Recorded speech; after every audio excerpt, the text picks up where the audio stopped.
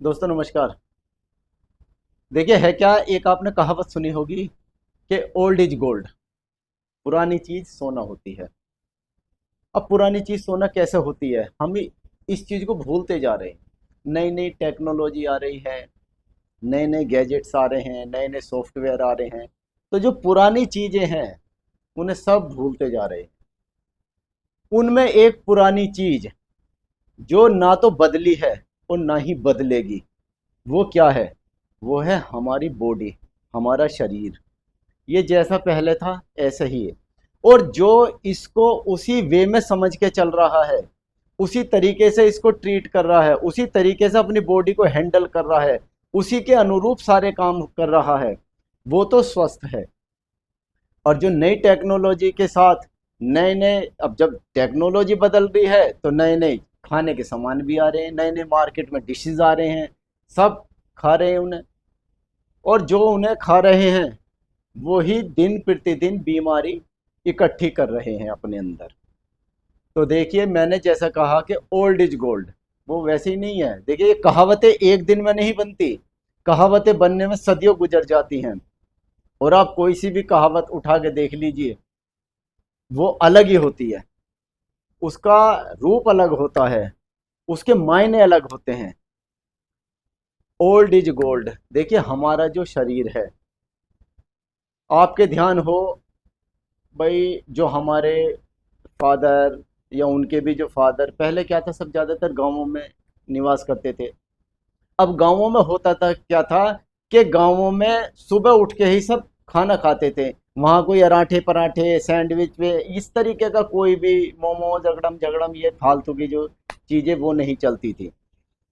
तो वो सब तरीके से खाते थे, बढ़िया भोजन खाते थे, ताज़ा खाते थे, तो शुद्ध खाते थे। तो वो बीमार भी बहुत ही रेयर हुआ करते थे, बहुत कम बीमार हुआ करते थे। लेकिन जब से ये रेडी भोजन आना स्टार्ट हुआ है, रेडी ब्रेकफास्ट, देखिए है क्या, जो शुद्ध चीज होती है, बढ़िया चीज होती है, उसका कोई ऐड नहीं होता। जैसे कि गाय का शुद्ध देसी घी, कोई ऐड नहीं है। रिफाइंड के ऐड है। ब्रेड, ब्रेड पे मक्खन लगा के खाओ, बहुत ऐड है। लेकिन क्या जो हमारी माताएं बहनें रोटी बनाती हैं उनका कोई ऐड है? कोई ऐड नहीं है। क्यों? क्योंकि वो शुद्ध है, बढ़िया है। जो चीज शुद्ध होगी, बढ़िया होगी, उसका कोई ऐड नहीं होता। गुटखे का ऐड एक से एक हीरो करते हैं आके, गुटखा खाओ, ये पान मसाला खाओ, ठीक है। क्यों? ऐड की किस चीज को आवश्यकता होती है? ऐड की उन प्रोडक्ट्स को जरूरत पड़ती है कि जो नहीं बिक रहे, जो बेकार है, बिल्कुल घटिया है, थर्ड क्लास है। उन प्रोडक्ट्स को बेचने के लिए एड्स की जरूरत पड़ती है। जो शुद्ध है, बढ़िया है, उन्हें बेचने के लिए कोई ऐड की आवश्यकता नहीं होती। एक कहावत है, आपने सुना होगा कि सुबह का भोजन ऐसे करो जैसे राजा, राजा की तरह। दोपहर का भोजन वजीर की तरह करो, और शाम का भोजन हमेशा फकीर की तरह करो। अब ऐसा क्यों है? देखिए ऐसा इसलिए है, मान लो आपने शाम का भोजन 7 साढ़े 7 बजे तक कर लिया। कहते हैं ना, सूरज ढलने से पहले भोजन कर लेना चाहिए। अगर आपने ऐसा किया, भोजन कर लिया, तो होगा क्या कि आपने मान लो 7 साढ़े 7 बजे 8 बजे तक मैक्सिमम भोजन कर लिया शाम का। तो अब अगले दिन 8 बजे सुबह ही आप ब्रेकफास्ट करोगे, सुबह का भोजन करोगे। तो उसमें क्या है कि 12 घंटे का गैप आ जाता है। अब 12 घंटे में जो हमारा पेट है, जो हमारा स्टमक है, उसे कुछ खाने को चाहिए। और अच्छा, अब क्योंकि इतना लंबा गैप हो जाता है, इसलिए हमेशा भोजन बढ़िया ही खाओ। इसीलिए कहते हैं कि सुबह का भोजन हमेशा राजा की तरह करो, कि बढ़िया खाओ, जितना बढ़िया खा सकते हो, जितना खा सकते हो उतना खाओ। फिर अच्छा, वो हजम भी इसलिए हो जाता है कि भाई हम तो खाना खाए और अपने निकल गए, जो भी हमारा डेली का रूटीन है वो सब करते हैं, तो वो जो हमने भोजन किया वो सब पच जाता है। अब दोपहर में आके होता क्या है कि दोपहर का भोजन वजीर की तरह, यानी कि जितना हमने हैवी भोजन, जितना पौष्टिक भोजन हमने सुबह के टाइम लिया, उससे थोड़ा सा कम कर दो उसे। तो उससे होगा क्या कि उससे फिर, क्योंकि दोपहर बाद इतनी बॉडी थोड़ी सी हल्की पड़ जाती है, वो एक जोश, वो एक जुनून नहीं रहता है, हल्का पड़ जाता है। ठीक है, तो उस भोजन को पचाने के लिए भी तो थोड़ा सा पूरा जुनून, भाई आप हैवी लोगे तो ज़्यादा वो चाहिए, एनर्जी चाहिए, तभी तो वो पचेगा। अब दोपहर में आके क्योंकि एनर्जी कम हो जाती है, इसलिए थोड़ा सा हल्का भोजन। और शाम होते होते हमारी जो एनर्जी है वो बहुत कम हो जाती है। ठीक है, उसके बाद में इसलिए कहते हैं कि शाम का भोजन फकीर की तरह खाना चाहिए, यानी कि बिल्कुल गरीबों की तरह बहुत हल्का भोजन।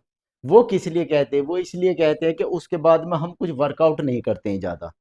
ठीक है, अब जब वर्कआउट नहीं होगा तो वो भोजन पचेगा कैसे? तो पचने के लिए वर्कआउट चाहिए, अब वर्कआउट होगा नहीं तो वो फिर हमारे पेट में रखा रहेगा। अब धीरे धीरे क्या है कि वो जब भोजन पचेगा नहीं तो ये जो हमारा पेट है ना, ये धीरे धीरे धीरे धीरे ये बढ़ता चला जाएगा। देखो, जिस व्यक्ति का भी ये पेट बढ़ रहा है, समझ लो कि वो वर्कआउट नहीं कर रहा, सीधी पिछान है, भोजन बढ़िया खाया जा रहा है। देखिए, मैं ये नहीं कह रहा कि भोजन बढ़िया ही खाओ, ठीक है, लेकिन अगर पेट बढ़ रहा है तो समझ लो कि वर्कआउट में कमी है। इसलिए पुरानी पद्धति को ना भूलें। कितनी भाई कितना भी जमाना बदल जाओ, कोई सा भी युग आ जाओ, कितनी भी टेक्नोलॉजी नई से नई आ जाओ, ठीक है, लेकिन जो हमारा जो यह शरीर है, ये जिस तरीके से पहले था, ये आज भी ऐसा ही है। और अगर आप लंबा समय लंबे जीना चाहते हैं और निरोगी रहना चाहते हैं तो अपनी अभी भी समय है। देखिए, समय नहीं निकला है, जब शुरू हो जाओ, जब से समय स्टार्ट हो जाता है।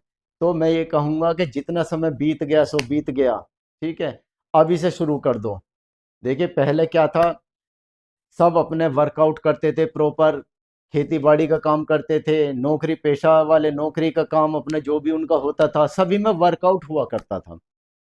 ये फालतू की जो एक्सरसाइज चल रही है ये नहीं हुआ करते थे, योग आसन चला करते थे, प्राणायाम चला करते थे।